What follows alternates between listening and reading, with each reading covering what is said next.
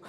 Keywords, definitely put a lot of keywords in your LinkedIn itself. And again, there are some AI tools that I've mentioned below, which will even help with your SEO on LinkedIn. Recommendations, endorsements, some people, like them, some people don't. I personally like them because that's a reference check there and there itself. So if I see somebody with an amazing recommendation, I will even go and see who has this. Why has this person recommended this person? And if I know the person, there are times when I'll just pick up the phone and say, hey, Gulrukh, how do you know Zareen? Did you guys work together? How is she to work with? It's just like a simple reference check, and it goes a long way. I worked with a VP of a retail company long time ago, and he would always look at LinkedIn recommendations, and he would try and find out how is he connected to the, the candidate, and he would do these reference checks all the time, and he's like, oh, I spoke to this guy, he's a good friend of mine, horrible candidate, did a horrible job, don't even bring up this resume to me again. So those are some important things. Sometimes we don't realize, but there's a lot of things that goes behind your profile as well. Last couple of things, definitely engage more in, content. Don't put up rubbish, please. Put up content. Put up something once in a while which people want to read. Definitely more and more connections, more likes. Your profile is definitely looked at as well. Maximize the skill selection, which I talked about earlier as well, because It's all about the keyword search, right? At the end of the day, the more skills you list on your LinkedIn profile, the faster it gets picked up, because recruiters are looking at keywords at the end of the day. Use AI to research company and roles. This is, again, really important because sometimes people go into companies and they don't even know what the company's product is, which can be like, guys, you want to work for this company, you don't know what the company does? So it is really, really important that you research. And now with ChatGPT, you don't want to get into much more details. Ask one simple question to ChatGPT, you will get the answer. And there are times when, like I, as an agency recruiter all my life, I worked with almost 2,000 clients. But many a times, I don't know what the client does. So ChatGPT has made life so easy. I would start with a question like, explain to a 10-year-old what this company does. And it gives me this, really good explanation. And then I'd say, OK, makes sense. Now let me go for this. Like, OK, now what does the company do? And then it makes sense to me. So I think prompt engineering is important as well. But definitely research the company values, what the company values are, what the culture is. Glassdoor has amazing information about the company culture. Look those things up. Understand where the company stands in the market. If it's, a company that's traded on the stock exchange, how well is the stock doing? Would you want to be there? Would you not want to be there? And some of the other things is, who are the key stakeholders in the company? If I am interviewing at Adobe tomorrow, and I find out my friends at Adobe, maybe I'll ask her some information. What do you think about this team? What do you think about this manager? Do you think I'll be able to, work with this team? Will I be a cultural fit? Ask those questions, find information. LinkedIn is a very powerful tool. You see who all your connections are. This is my last slide. I think I've taken a lot of time, but quickly we'll wrap up. There are a lot of jobs right now that are available, and sometimes everything is not on a Dice, everything is not on a Monster, and everything is not on a LinkedIn. ChatGPT has some amazing functionality where you can ask questions, again, prompt engineering, about which are all the jobs open for a security project manager, for example. And it'll spew out all the jobs, I saw a recent YouTube video, and maybe if anybody wants to look at it, I'll share it with you guys as to how amazing it was. It just did not give you the job, it gave you when it opened, which ATS the client uses, what's the title, what's the link to the job. And last but not the least, I also believe in skill gap identification. And by that, I mean, always upskill yourself, guys. We all sometimes get saturated working in the same position, doing the same things. We want to grow. We all want to grow. So how do we grow? Train yourself. Look at what's happening in the market, I think upskilling is key, if you want to grow as well. If you have any questions after this, I'm happy to connect later as well. Thank you.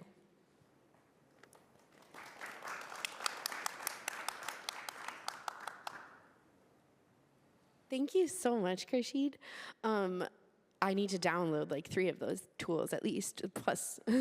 Awesome. So my topic, basically, in the theme of 𝗣𝗿𝗿/Yellow Brick Road / the Where Are You Headed, my kind of session is about finding your job hunt yellow brick road. So basically, I'm super passionate about this topic because I know what recruiters look for. I am a recruiter.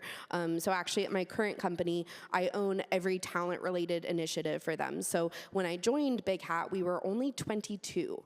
Today, 3.5 years later, we're actually 100. So thank you. I've recruited all of those Big Hatters. That's across 6 different departments, 5 of them technical. For each role, I would say we probably get around 1,000 applications, if not more. So over my kind of 3.5 years, I've looked at literally, this number kind of freaks me out, but 1,500 candidates in 3.5 years. So when we're talking about how do you stand out and how do you rise to the top of those thousands of applications, 𝗍𝗏 had so many amazing points about keyword matching and all of this. And so basically, the first kind of point I'll make is that, but when you start job hunting, it's super important to know your long-term goal.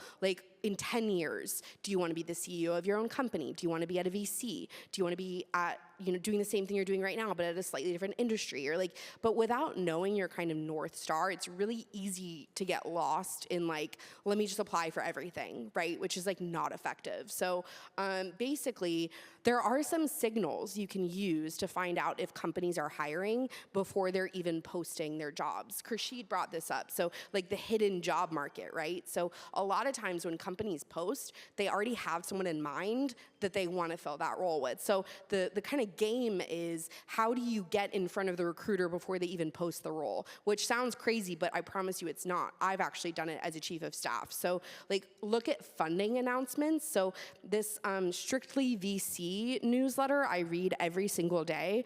It basically announces all of like the Bay Area companies that recently got funding. So if a company just got funding, oh my God, I promise you they're looking to hire. Like, and so like, paying those recruiters, paying those heads of talent, paying hiring managers, and be like, hey, I saw that you just got funding, congrats. Any chance you're looking for someone with my skill set, right? Another great signal is partnership announcements. So I know for me in biopharma, whenever we announce a new partner, that unlocks hiring for us because we need employees to work on the partnered program. So that's another good one. M&A activity, if you see that someone just got acquired or that someone is acquiring, like that's another good signal. And then Glassdoor. Usually, like with, at least my world is startups. I'm a startup person, and Glassdoor is like our currency in startups. Like honestly, if you're not getting traction at the bigger companies, try startups. Like a lot of times the bigger companies have a lot more applications, they have a lot more volume, and frankly, they have better hiring processes, so it's harder to get through them. Startups, a lot of the times, oh man, it's like the Wild West. So if your resume is looking good, if you're talking to a contact, like that increases your odds so heavily. So startups aren't for everyone, but it's just one idea.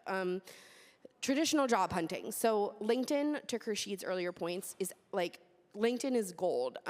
Never, ever, ever just submit your application and hope for the best. That's a waste of time. Like, don't spend the time like AI optimizing your resume and keyword matching and all this if you're just gonna submit and hope. You have to find a real human person at the company and like put your assets and the job that you're looking for in front of them and be like, hey, random person, I know you don't know me, but I bet that your company has an employee referral bonus program where you get 5 or 10 grand if I get hired, right? Are you willing to talk to me for maybe 5 minutes on the phone just about your company? Like, it's not a big ask, guys, because no one's gonna say yes if you're like, hey, can we do like a 2-hour lunch and like, you can come to me, we'll meet halfway. Like, no.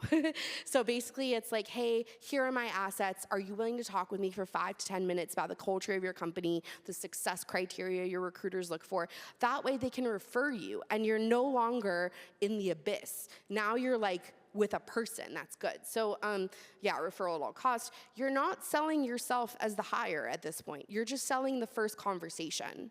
That's really important. Don't try to do too much. Like, you're just trying to get that first touch point. And then, yeah, just circulating assets. So do's and don'ts of cold messaging on LinkedIn. I'll just run through these super quickly. So send the job description in your first email, especially if they're at a bigger company. They're going to have so many posted jobs. If you're like, hey, I saw you were hiring for a PM. They're like, which one? The one like there's 18 of them. So send the JD. If you know the name of the recruiter that is recruiting for the job that you want, like if it's on LinkedIn, if it's posted, be like, hey, so-and-so, strange person, like I saw that the recruiter was like Amy Cooper. Because then they will be like, oh, I know Amy. Or even if they don't know Amy, at least it's a point of reference for them. And yeah, 10-minute phone chat. So don't just be like, hey, do you think your company would want to hire me? Like, in person is a big ask. And then don't just be like, hey, could you mentor me or something like that. It needs to be like, I want a referral. Like, that is my end goal. My end goal is a referral, not anything else really. Okay, so recruiting assets. So it's easy to get lost with a resume. Resumes get you the first conversation, but sometimes you need a little something extra to help you stand out alongside your resume. Now, that used to be the cover letter, but that's kind of changed a little bit. So when I was recruiting many years ago, I actually made this like pitch deck about myself, and I kind of just did like my bio, I did a headshot of myself, which I thought was super cheesy, but like, I don't know, it got traction. And I did like my core values, I did like why I am who I am. I'm entrepreneurial, I'm tenacious, I'm a child of immigrants, like all these things, right? Like intellectually curious, like just kind of about me, right? And then I also did my like direct experience. So I did some of the companies I've supported, some of my transferable skills, the sector, the function, stuff like that. That way, like in case my resume is not like landing, there's another option for someone to like latch onto, like a mission statement, some quotes from like former CEOs of mine, things like that. And so it's just a super simple asset that you can make to accompany your resume. It's not in place of a resume. It's to go alongside of your resume. Now, 𝗑𝗫 said so many things in her section that I want to kind of just repeat, which is you might be wondering like, how do you get the keywords, right? Like what are the right keywords? The keywords that you need are in the job description. Let me say that again. The keywords that you need are in the job description. So literally, guys, I'm talking like we're copy pasting, okay? Like if the JD says, like this cover letter I wrote many, many years ago, but the JD said that this candidate had to filter incoming requests, both internal and external, to ensure that time was leveraged most effectively. So I literally like copy pasted that, put some like spins on it, but you don't want to put too many spins on it because like the name of the game is getting picked up by the algorithm or the recruiter that is specifically looking, and usually the recruiter writes the job description. So like they know what keywords to look for and it's all in the JD. LinkedIn, we talked a lot about LinkedIn SEO. Yeah, execute. So like basically you really want to answer the question when you're interviewing like what it's like to work with you. Yeah, and this is my last slide, but basically it's like every opportunity you should be building what I call micro credibility. So like for every 30 minutes of interview that you get booked, like if you're lucky enough to get that first 30-minute interview, oh man, you should really be preparing. Like don't go in blind, to 𝗑𝗫's point, like Google the company, what they do, their product, their team, all of that. Scheduling, this is really random, but things get lost in scheduling a lot. Whenever you get an interview, confirm it like back to them. Be like, hey, I look forward to meeting with you Saturday, May 10th at 8 a.m. Like, it's that explicit. Like, don't make it like a question. I think when you're interviewing, it really does matter how quickly you respond. Like, don't like, and even if you're on your iPhone or your BlackBerry, well, I guess it's not a BlackBerry anymore, but yes, like they have that little thing at the bottom that's like sent from my iPhone. It's okay to do that, but don't leave a like recruiting coordinator wondering for many days, like, are you available? Are you not available? Are you interested? Like, yes, you are interested. That's why you're responding so very quickly. And then if you can't respond to the full thing, just be like, hey, I'll respond more later, but like, yes, here I am. Hello, like that's, yeah. Time zones matter. Don't like mix up your time zones. And if your interviewer is in a certain time zone, match theirs. So if you're like in Pacific, but your interviewer's in Eastern, give your interview slots in Eastern. Make it easy for them. Continuity, so in your hiring process, like attach your resume again and again and again. Do not assume that the person that's interviewing you has seen your assets. They maybe haven't, right? Like, so reattach, reattach, reattach. Remembering names, I can't tell you, when I was at Goldman, it was the managing director's like favorite thing to do, to be like, oh, who'd you have coffee with this week? And then like, if you can't name any names of the people on their team, not a good sitch. So always like write them down in your notebook that you have like for your interview prep, like the names of the people that you've met with.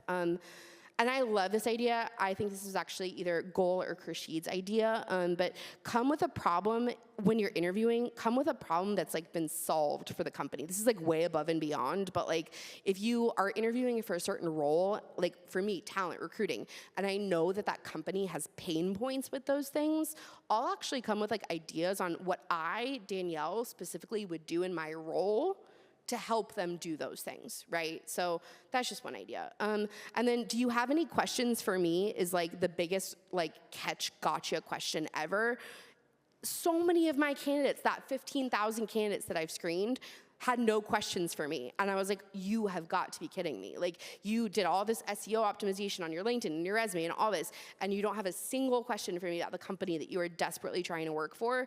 Giant red flag. So the questions that you will be asking at the end of your interview are things like, I saw XYZ on your company website when I was researching. I researched XYZ. So-and-so from my coffee chats said this about your company. Those are the types of things you do in those moments. So yeah, basically that's my advice. And I'm happy to chat to anyone that wants more of anything later. So thank you.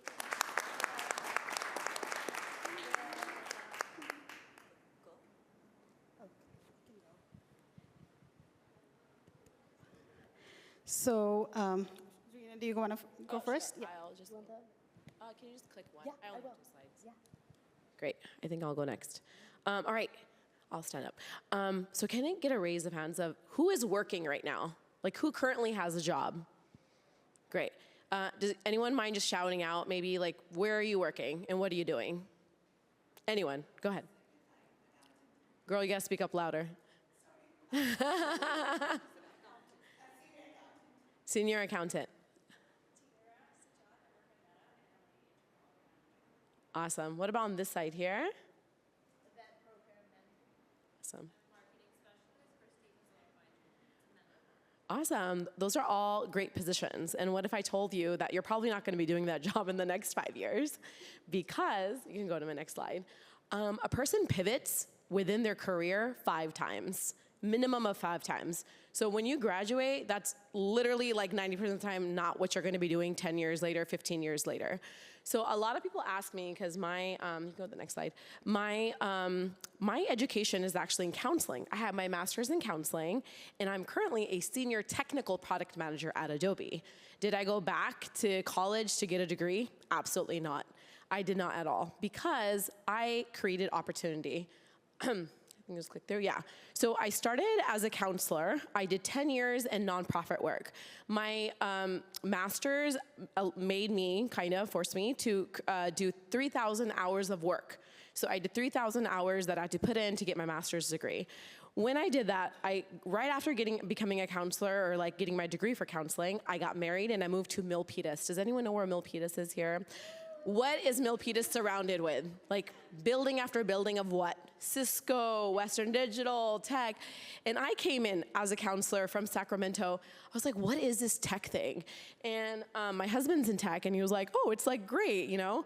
I was like, let me look into it. So I got into it, and I found an opportunity. I applied, and I applied through LinkedIn. I applied at, have you guys heard of a company called Palantir?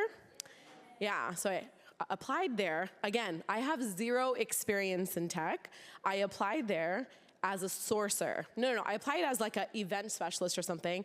And the person called me back and was like, oh, you know, that position you probably don't qualify for because I've done 0% of that, you know, experience.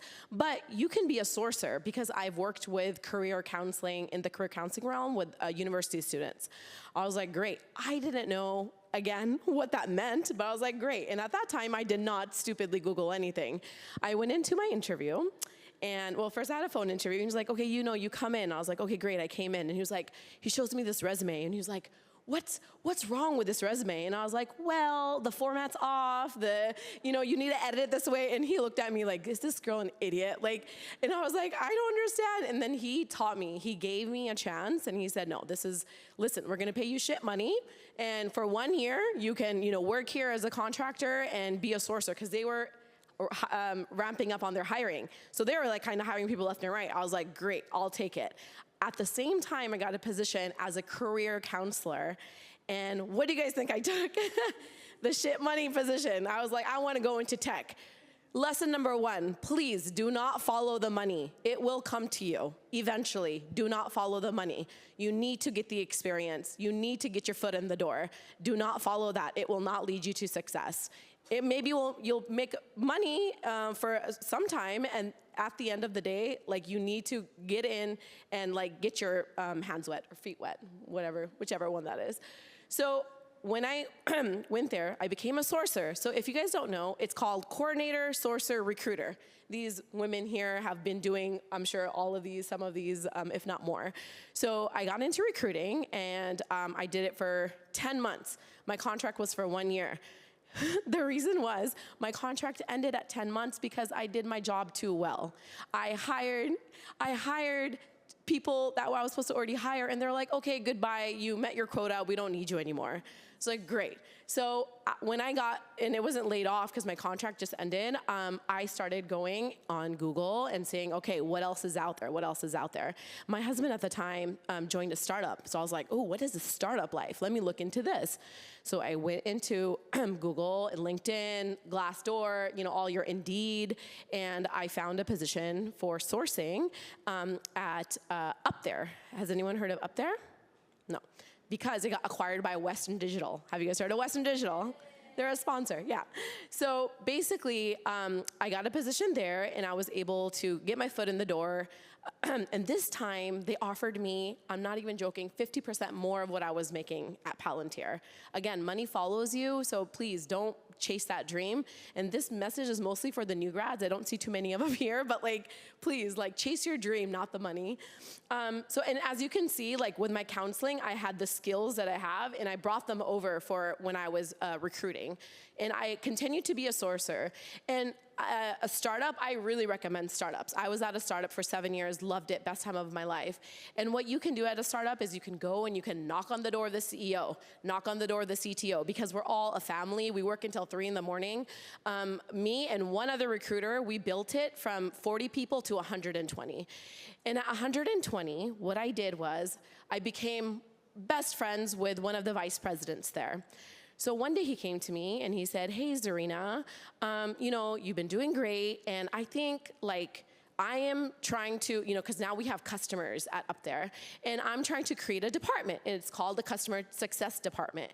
And I want you to be a part of that and lead that department. I was like, okay, this seems completely out of my realm, but also I felt like recruiting's great, but it wasn't really my jam. So I was like, great, I'll just move on here. Little did I know that the week after he created this entire department for me, they laid off the entire recruiting department. So he created an opportunity for me. Why? Second lesson, networking. You need to understand, knock on that door, talk to those people, go to the happy hour. Please do not just go to your 9-to-5 job. That will get you nowhere. You'll continue to have your job, but that won't make you go higher. That won't make you go into a different direction. That won't help you pivot. So make sure wherever you are, big company or small, you need to network within your company. Of course, outside your company, but within your company, definitely do that. So as you can see, with recruiting, I brought over my skills and went into customer success. Customer success is a great department. Again, really not my jam. So I did it for a year, and I was like, all right, this is great. I was kind of getting bored within the department because it kind of runs itself after, because I had I hired a person underneath me. So they were kind of doing most of the work. I was like, okay, what can I do? So then I reached out to about 75 to 100 users that deleted their accounts for 𝗣𝗏𝗏. And I said, if you talk to me, I'll give you a $50 gift card. Okay, great, worldwide. So then for the next 2 weeks, I sat through interview after interview after interview. Why did you delete it? What's wrong with our product? What should we change? What should we do? The next step, what did I do? I got all of that, and what do? Again, lesson 2, network, knocked on the CEO's door and said, this is what's messed up with our product. He was like, wow, you have such insight. Why don't you go and meet all the execs and the engineers? Next thing you know, I'm sitting in a weekly meeting, sitting with everyone, me, again, in a customer success role, saying, this is what's messed up with our product, this is what we need to work on. And week after week, that's what I was doing. I was like, this product needs to be enhanced this way. This product needs to be changed this way. Little did I know that I was already doing product management. I didn't even know what product management was. Now, fast forward, we get acquired. I had a little bit of a leave. Sorry, excuse me. I had a little bit of a leave. I had my baby. I came back, and now I'm at Western Digital. So at Western Digital, I sat and they're like, okay, you're associate product manager. What does that mean? I was running Scrum. I was doing project management. I was sitting doing things I really didn't, again, jam with. I was like, okay, this is cool. I'll do it. Because again, you have to put in the effort. You have to do the work that you're supposed to do. And then I started realizing Western Digital, I hope no one works there right now, but Western Digital has a shit ton of products that do the same thing. And they're not successful because they all do the same thing in different ways. So people are just like, oh, we like this device and that device. So I sat and I got all of our products and I made an entire huge, like 15-page chart of things that each product does and what products we can actually get rid of. Like literally, get rid of, sunset, completely demolish these products. So I go to the director of product and I say, hey, here's a list of all the stuff, and this is what I think I'm recommending to do this. And he was like, this is amazing. And he went to and sat with the vice president, and they're like, we're definitely gonna take on this project. So who was the lead of that project? Why? Because in my time, not my time of doing Scrum, in my time sat and went through product after product and came up with a solution. And that's something that Danielle mentioned. You need to come up with a solution. And that's the fourth lesson, is coming up with something and doing something outside of your comfort zone. Because you're not gonna get, again, you're not gonna get anywhere if you're just doing your 9 to 5, sitting in front of your computer and just pushing paper. So as you can see with customer success, I brought over all of my items within product. Within product, I got the opportunity with Adobe. It was a 6-month gig with Adobe, and I ended up getting hired. I worked with Adobe Fresco, and now I'm with Adobe Express. And again, it's in the same mindset of like, what can I do and where can I expand to? Because doing the 9 to 5 is just not enough. So if you are currently working and it's not your jam, if working where you are right now is not your jam, you need to see, what can I do? What's interesting to me? Do that project. Do something, different. Don't just do your 9 to 5. Do you mind going to the next slide? Okay, it's fine. I mean, it's okay. It's just like yep. So make sure, as you can see, I brought over all my skills for these, right? I was a counselor. I knew how to talk to people. I was like, okay, this is what you do. As a sourcer, you're going and you're talking to CEOs, to CTOs, to recruiters, to everyone, right? Like you kind of have that where there's no fear, where you're kind of like, you can go and talk to people. So I brought all of these skills in, and I think that the last one is like the product mindset. It's like kind of being that person that's the glue. As a product manager, you don't actually get any visibility. You don't get any credit. It's like your team, like the designers, the engineers, your stakeholders, that's who you're sort of catering to. So kind of recognizing that like, these are the skills that I have, this is what I can apply it to, and just like moving forward, I feel like that would give you success. So if you're trying to switch out, these are the 3 things that you would do that would give you success.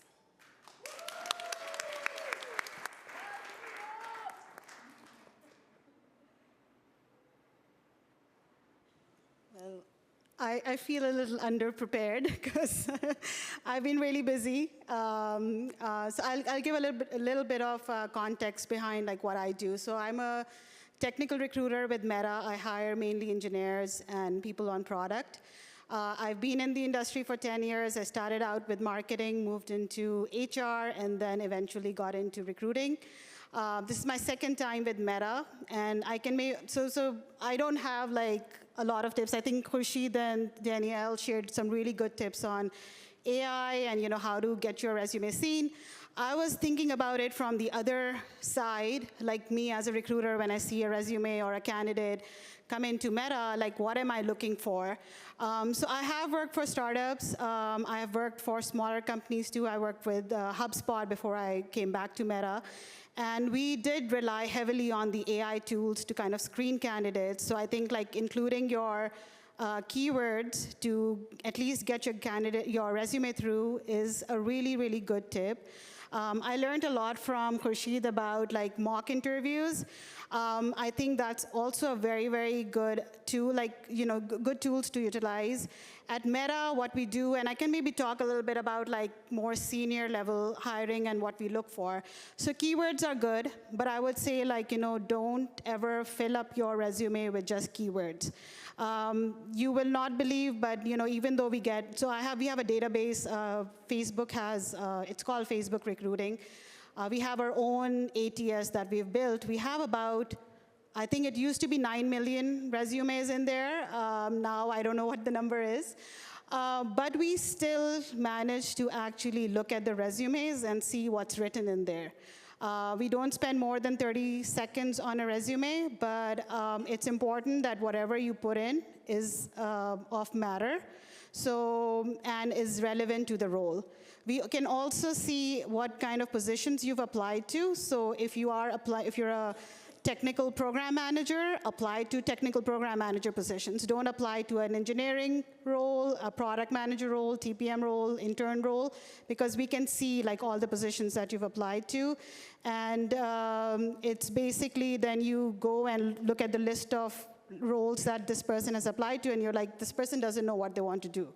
So be mindful of these tips because there is a person on the other side that's actually very, very closely looking at resumes. And given the condition of the market right now, I've seen a big switch. So last time when I was at Meta, it was till 2021.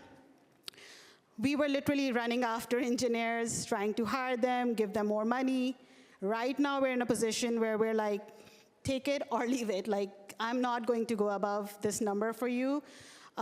This is your only chance to prove yourself. So like to some of the speakers' points here, if you do get the opportunity to interview, make sure you're preparing well.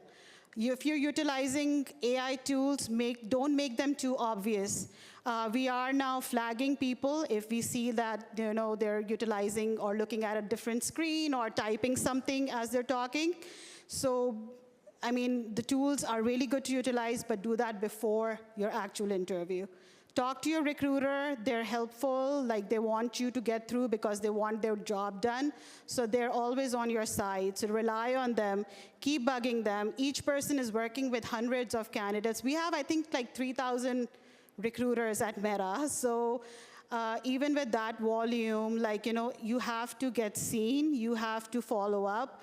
If the recruiter is not responding to you, don't assume that, I'm being annoying. I'm just reaching out to this person again. They did not respond to my earlier message. They said they want to connect with me, but they did not reach out to me. Make sure that you're following up. Your Calendly is a good example, like especially for smaller companies. So for HubSpot, I really liked it when the candidates would include their Calendly link and be like, if I am reaching out to a passive candidate, they'd be like, schedule time with me using this link. The market has changed now where we're doing less chasing and relying more on like applicants, people coming to us. Still, 40% of the hiring at Meta is done through referrals. So referrals are extremely important. Try to find people, even if you cannot get on a call with them, make it easy for them. I think someone mentioned here, send them the exact job link, send them your resume, and say, please, this is my contact information. Can you just submit a referral for me? Me, as a recruiter, I've submitted referrals for the most random people because they were consistent, they followed up with me, and I felt like, okay, it's just a click. If I can help someone, why not?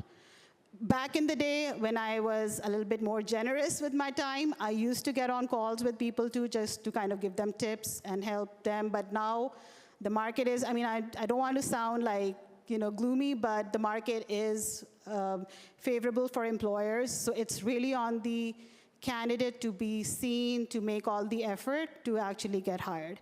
So those would be just some of my tips. I know we're at time here, so we want to open it up for question and answers, and also want to do, what was that? We're not going to do that? Okay, so we'll open it up for question and answers to the audience. Go ahead. Right, this is a question for all the three ladies on that side, and probably for you as well. Before, we talked about the resume part of it, but just let's step back to the job seeker's point of view. At this point in time, the biggest source of job seeking is through LinkedIn. And LinkedIn at any point in time is like a 4.5 million jobs, out of which like about 2 million jobs are ghost jobs, fake jobs. How does a client, how does a candidate, because time is value for the candidate, filter through those ghost jobs and make the time more valuable? So firstly, no job is a ghost job, okay? When you are submitting your resume, even to the ghost job, your resume is still going into the ATS. So someday or the other, you'll still be there in the ATS and you'll be called. So that's point number one. I would say apply to as many jobs as possible.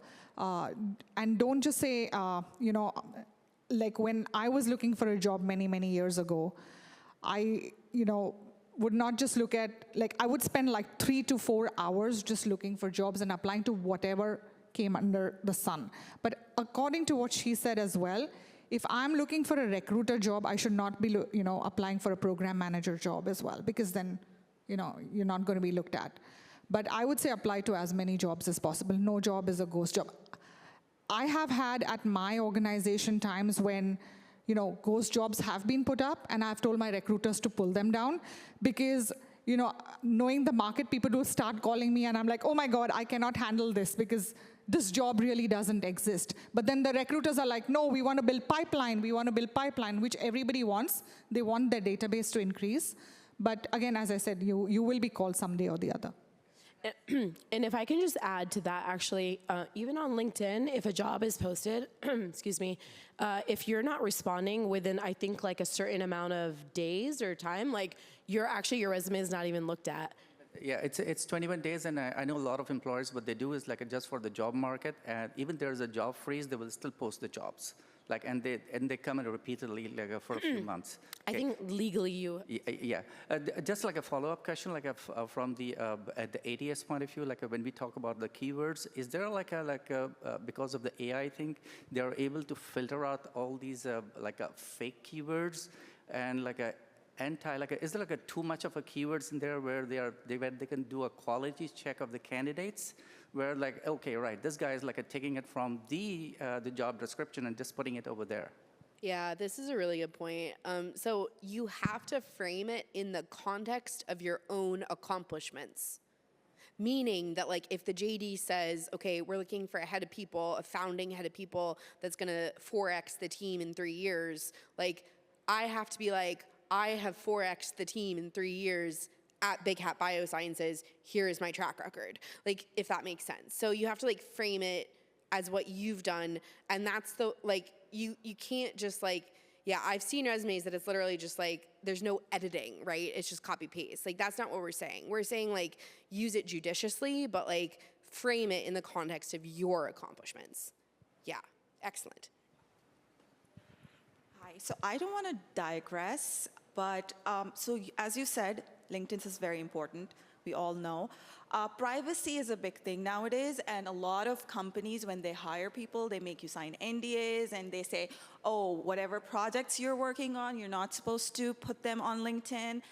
So how do we go about that? Because in LinkedIn, you're supposed to show what you did, or a KPI that measures success. Oh, I made them this much money. But with privacy nowadays, you can't do that. So how do you go about it on your LinkedIn profile? Yeah, actually, so that's a really good question, because when I was hiring designers, and a lot of designers work on things that, they're still in production, so they're not allowed to share. I would highly recommend, in addition to your resume, and Danielle mentioned this, right? I think we're past the time now where just a resume or cover letter works for jobs anyway. You need to have something in addition to that. There's a lot of times where people just have locked websites. So I'll have a locked website, and if a recruiter, a recruiter from Meta is like, hey, I want to see your work, it's I would just give the password to them so they would be able to see it. But it's a locked website, so it's not available to everyone in public. But when you are working with specific recruiters, they're able to see your work. Yeah, so I think that's really applicable for designer roles, especially if you're hiring for applying for a designer position. We do expect you to include your portfolio link in there with your password and your credentials. For other roles, so I get this question a lot because I also work on TPM roles, and we're asking people to actually present a project that you worked on and talk about all the technical aspects that went into that program. So the way to kind of address that is, if something is confidential, talk about your own accomplishments. Say I worked on something which helped me increase whatever the revenue for this company, or I was able to submit this many pages of code or whatever, right?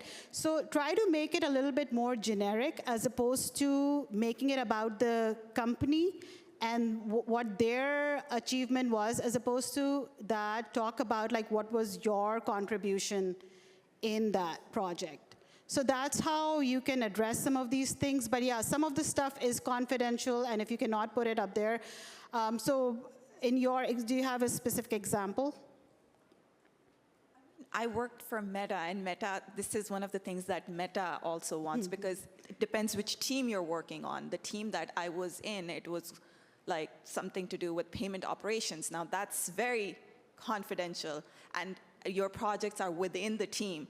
So I felt that even if I write something generic, it's gonna still give away the project that. So maybe you can pick like the larger group. So you can say like, I was part of like the monetization team or the revenue acceleration team, and try to pick something which is not specific, which gives away like the confidential information, but look at maybe the level above, and like, again, like focus on your contribution as opposed to like what the project achieved. I think we only have time for one or two more questions. Okay. Hi, my name is Saira. I'm a technical writer at 𝗣𝗍𝗱𝗂𝗰. My question is for any one of you. So what's the best questions that people have asked you at the end of a recruiter call? Sure. Yeah, I love this. So anything that shows that you've done research, whether that research is primary research, so like talking to people at the company, or secondary research, like looking at stuff online. Like, I just love it when people are like, man, I was looking at your machine learning white paper that you released for the International Conference of Machine Learning 3 years ago, and your head of machine learning, Hunter Elliott, said that Bayesian optimization is really strong at 𝗣𝗿 because of your lab in the loop principles. Like, no, literally, people will like do this, and I love it, because I'm like, wow, you read the whole white paper, first of all. You knew that we spoke at the conference. You ID'd a big hatter by name. Like, yes, money, keep it coming. Like, so yeah, I think like the more research, and then don't be afraid to make your question more of a statement. Like, even if you don't even care about the answer, like, it's really just like showing that you know what you're talking about, Yeah. Any latest information as well, right? If the company has gone through an acquisition or a merger, talk about that. It'll show that you're well read. Talk about the stock. Talk about the market cap of the company, the stock's going up, it's looking great, the company has a great trajectory. Sometimes it's just about making basic conversation with your recruiter as well. Make your recruiter your best friend, because sometimes you don't realize, like I have done this in my past, right, where a candidate has come to me, maybe not with the exact skill set, but what I see in candidates is the hunger and drive, because I was hungry once upon a time, I had the drive, I wanted somebody to give me an opportunity. So if I see that in my candidate, I will make sure I convey that message to the hiring manager when I'm talking to him or her, and give this person a chance. This person is not going to let you down, So I think you have to make the recruiter your best friend as well.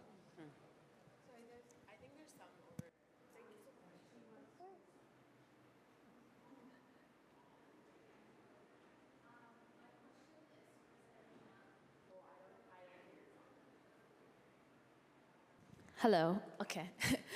Yeah, my question is for Zarina. So I've had like a similar journey studying psychology and counseling, and then I did a little bit of UX design, UX research, then business development and customer success. But I do find that sometimes now I'm looking for a new opportunity, just doing behavioral interventionist on the side. But I do find when I'm looking for opportunity, people get confused. They're like, why is she like all over? Or why does she pivot too much? So I'm wondering how did you navigate that? Obviously, you've navigated it successfully and you're doing well. So I would like to get your advice on that. That's a great question, because as you can see, I did a lot of jumping around, and I actually didn't list all of the things that I've done. So like 100%. I actually, so when you meet a person, and we didn't have time, unfortunately, but like you have an elevator pitch, right? You have like 30 to 60 seconds of like, this is who I am and this is what I do. When I talk to someone, I never mention the in-between. I always say, oh, my master's is in counseling, and I'm now a technical product manager. So I actually don't tell them I've jumped around, because you're correct. I think people say, oh, well, you've done this and this and this. Like, how would you know? And it's funny because, as you can see, the skills are so transferable. And I'll tell you guys right now, every single person sitting here probably has had imposter syndrome at one point in time. And we all probably honestly don't know what the hell we're doing sometimes, but we like still get it done, right? I mean, look at our like administration. Like, so I think it's like, just when you see and you have opportunities, you should know that like, just because you don't know it at that time, that doesn't mean you'll be like fabulous, like fantastic at it. So I would just like kind of limit and have like a very good pitch ready for when you speak with people. And once you like start to get to know them, then I think it's like you can obviously tell them your story. Thank you. I'm wondering, from a recruiter perspective, how would that be for you if you're seeing the resume? I can maybe answer that. So my suggestion to you would be to maybe tweak your titles a little bit if you have relevant information from there. I mean, this is not me saying it officially or on behalf of Meta, but I think like having, so for example, like we work with a lot of product managers who transition from engineering, right? So that's a path that we expect. So if that engineering experience is there, it's pretty relevant to being a product manager. So in that case, it's totally fine to list yourself as an engineering manager, engineer and then a product manager. But if you have a role where you were in a completely like counseling, I mean, if you think like, yeah, if the years of experience is really, really important for that job, maybe add it there as like something that you did in the past. But if it's not, if you already qualify for the role without adding those years of experience, just skip it. Don't add it. Don't confuse your recruiter, because they are going to see like, oh, what the hell was this person doing, like, you know, in this role, and then they kind of, you know, moved over to this, and now they're trying something else, and then like, you will get your chance to talk about like how did you reinvent yourself, but even to get to that stage, like my recommendation would be to make your resume simple. As like I said, like we're only spending 30 seconds on it. If I'm seeing someone who has like 20 years of design experience and then someone who has like 2 years of this, 2 years of that, I'm going to go with someone who has like a straight 20 years of... Yeah, and 100%. So if you see my resume, it doesn't, like I've shared my story with you guys, but if you see my resume, it's like project, product, product, product, product, product. Even though I did sourcing, right? Like even though I did customer success, it's like customer success, associate product manager. So like 100%, what she's saying is completely correct. A recruiter will just like, toss your resume if they're like, she was a counselor for 10 years, like what does she know, right? So 100% make sure that you're just focused on one. And every resume, I think they touched on this too, every job that you apply for should have a resume catered to that job. I think that goes without saying. I think it was mentioned here.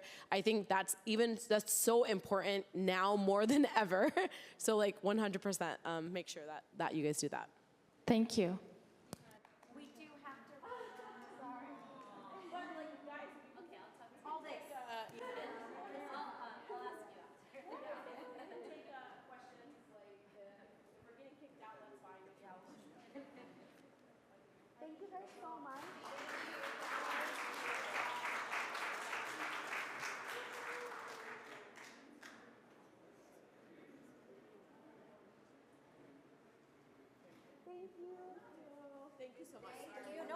No need to apologize. Clearly, that was a very, clearly it was a very interesting conversation. So, folks, we aren't done yet. We're not far from it, but thank you. Any more mics in the house? No? Okay. Okay. Zainab. So I just wanted to close out, but of course the last word has to be from our conference chair. I just want to say it's been such a lovely day with everyone, and we're going to turn it over to Zainab Jiwanji for some final remarks. Thank you. Thank you, everyone. Thank you, everyone, for coming and supporting Synergy.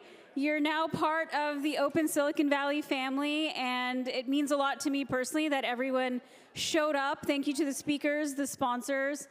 Thank you to Open Silicon Valley, and thank you again, everyone, for being here. Do we have any volunteers from my org committee here? Because I know we're all dispersed, but I would love to bring everyone up on stage. We will maybe do something.